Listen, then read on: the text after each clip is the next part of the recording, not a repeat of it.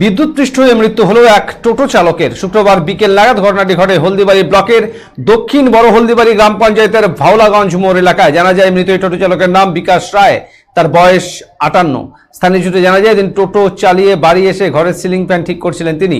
সেই সময় বিদ্যুৎপৃষ্ট হন এই টোটো চালক। পরবর্তীতে স্থানীয়রা তাকে উদ্ধার করে হলদিবাড়ি গ্রামীণ হাসপাতালে নিয়ে আসলে কর্তব্যরত চিকিৎসকরা তাকে মৃত বলে ঘোষণা করেন।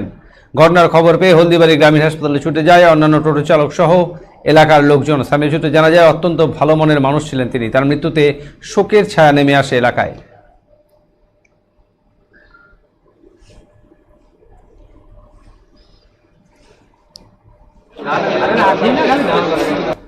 একজন মারা গেল আপনাদের সাথে টোটো চালাতো, কি বলবেন এই বিষয়ে? দেখুন, একটা দুঃখজনক ঘটনা। ওনার সাথে আমরা এই কিছুক্ষণ আগেই দেখা হলো, বলতে মনে হয় দেড়টার দিকে বাজারেই দেখা হলো। উনি বাড়ি গেলেন, তারপরে কি হলো কেউ বলছে কারেন্টের শর্ট খেয়ে মারা গেছে। হ্যাঁ, তো দুঃখের বিষয় এটাই আর কি, আমাদের একদিন চলে গেল। এটাই আর কি, কি বলবো। কি নাম আপনার? আমার নাম দিগম্বর। বলছেন কি হয়েছে বলুন তো?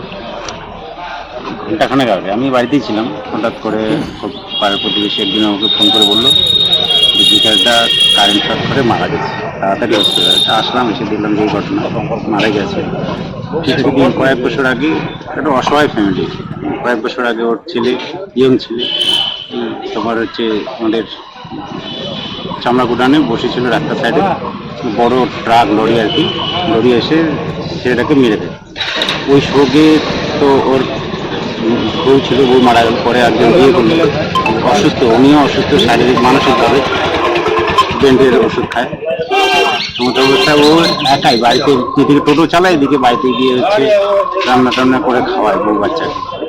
সবাই হয়ে গেল, আমরা ভেঙে পড়েছি। আজকে কি